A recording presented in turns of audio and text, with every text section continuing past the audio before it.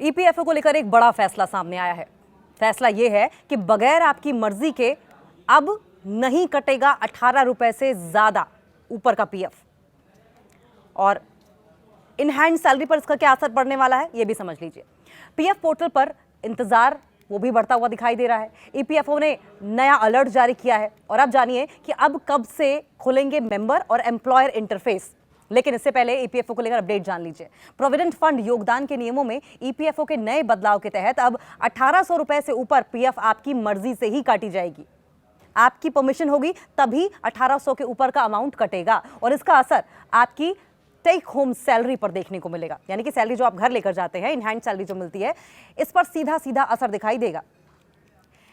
Employees provident fund organisation यानी कि EPFO ने अपने 8 करोड़ एक्टिव सब्सक्राइबर्स के लिए प्रोविडेंट फंड नियमों में बड़ा बदलाव किया है, जिसका असर आपकी टेक होम सैलरी पर दिख सकता है। नए नियम को लेकर ईपीएफओ ने कहा है कि अब से हर महीने 1800 रुपए का पीएफ कंट्रीब्यूशन पूरी तरीके से स्वैच्छिक यानी कि वॉलंटियर होगा।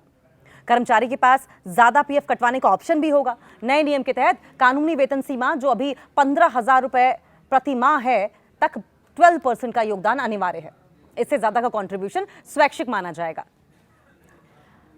अभी हाल ही में नोटिफाई की गई एम्प्लॉइज प्रोविडेंट फंड स्कीम 2026 के प्रावधानों के मुताबिक कोई कर्मचारी कानूनी वेतन सीमा से ज्यादा वेतन पर कानूनी दर या उससे ज्यादा किसी भी दर पर स्वैच्छिक आधार पर अतिरिक्त योगदान करने का विकल्प चुन सकता है। यानी कि ऑप्शन आपके पास होगा। सभी के लिए ये नियम नहीं है, नए नियम नहीं है। यानी कि अगर आपकी बेसिक सैलरी 15,000 रुपए महीना या उससे ज्यादा है तो सरकार के नियम के मुताबिक उसे उसका 12% यानी कि हर महीने 1800 रुपए पीएफ कंट्रीब्यूशन के तौर पर देना होगा।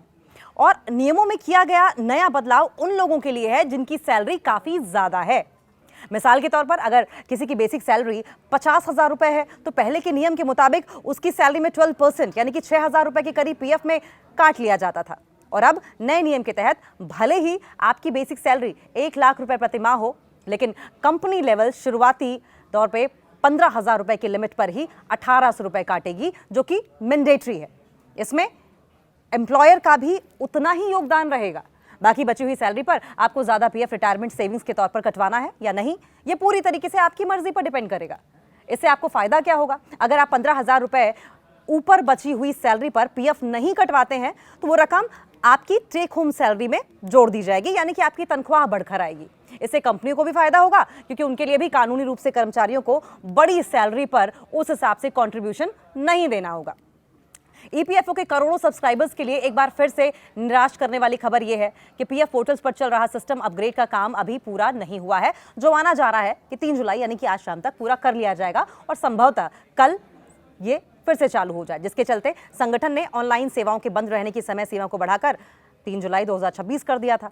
कर्मचारी भविष्य निधि संगठन यानी कि ईपीएफओ के करोड़ों खाता धारकों और नियोक्ताओं के लिए एक नया और बड़ा अपडेट सामने आया है। जो लोग ये उम्मीद कर रहे थे कि पीएफ पोर्टल पर बंद पड़ी ऑनलाइन सेवाएं 2 जुलाई से सुचारू रूप से शुरू हो जाएंगी, उन्हें थोड़ा सा और इंतजार करना पड़ेगा। आज शाम तक का या आज रात तक का इंतजार करना पड़े और संभवतः अगर ये पोर्टल शुरू नहीं हो पाया तो ये समय सीमा आगे भी बढ़ाई जा सकती है। ईपीएफओ ने अपने ऑफिशियल सोशल मीडिया हैंडल पर एक नया नोटिस जारी करते हुए ये साफ किया कि पोर्टल पर चल रहा सिस्टम माइग्रेशन और अपग्रेडेशन का काम अभी पूरा नहीं हो सका है। तकनीकी टीम लगातार इस काम को पूरा करने में जुटी हुई है, जिसके कारण अब ऑनलाइन सेवाओं के ठप रहने की समय सीमा को एक बार फिर से आगे बढ़ा दिया गया है और अब 3 जुलाई या संभवतः 4 जुलाई तक इंतजार करना होगा। ईपीएफओ द्वारा जारी किए गए लेटेस्ट अपडेट के मुताबिक विभाग अपने क्लेम प्रोसेसिंग सिस्टम को पहले से ज्यादा मजबूत और सुरक्षित बनाने के लिए प्लान्ड डेटाबेस कंसोलिडेशन और सॉफ्टवेयर एप्लीकेशन का अपग्रेडेशन कर रहा है और यह प्रोसेस अभी भी जारी है, जिसके चलते संगठन ने अब मेंबर और एम्प्लॉयर सर्विसेज को 3 जुलाई 2026 तक खोलने का नया लक्ष्य तय किया है। जब तक ये काम पूरी तरीके से खत्म नहीं हो जाता तब तक के लिए सभी तरह की डिजिटल सेवाएं पूरी तरीके से होल्ड पर रहेंगी। ईपीएफओ ने इस लगातार बढ़ रही रुकावट की वजह से सब्सक्राइबर्स को होने वाली भारी असुविधा के लिए गहरा खेद भी प्रकट किया है। मेंबर और एम्प्लॉयर लॉगिन पूरी तरीके से बंद रहेंगे। इस नए नोटिस की सबसे बड़ी और महत्वपूर्ण बात यह है कि मेंटेनेंस की इस अवधि के दौरान पीएफ खाता धारक और नियोक्ता पोर्टल पर लॉगिन भी नहीं कर पाएंगे।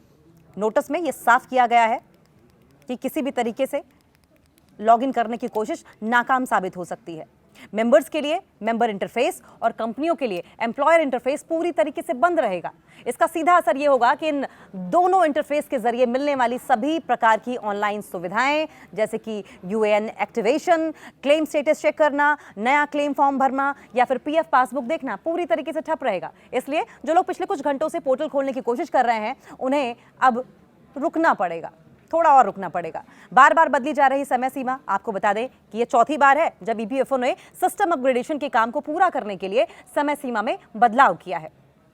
शुरुआती योजना के मुताबिक इस काम को 26 जून से 28 जून के बीच ही खत्म हो जाना चाहिए था और इसके बाद इसे बढ़ाकर 30 जून कर दिया गया और फिर नया नोटिस आया कि 1 जुलाई की रात 11:59 तक बंद रखने का ऐलान किया गया है। अब 2 जुलाई को जारी हुआ और इस नए नोटिस से यह साफ हो गया कि तकनीकी बदलाव काफी बड़ा है जिसके लिए डिपार्टमेंट को और समय की आवश्यकता पड़ रही है। संगठन ने सब्सक्राइबर्स से धैर्य बनाए रखने की अपील की है ताकि वे एक तेज और ज्यादा विश्वसनीय और पूरी तरह से सुरक्षित डिजिटल इकोसिस्टम उपलब्ध करा सकें।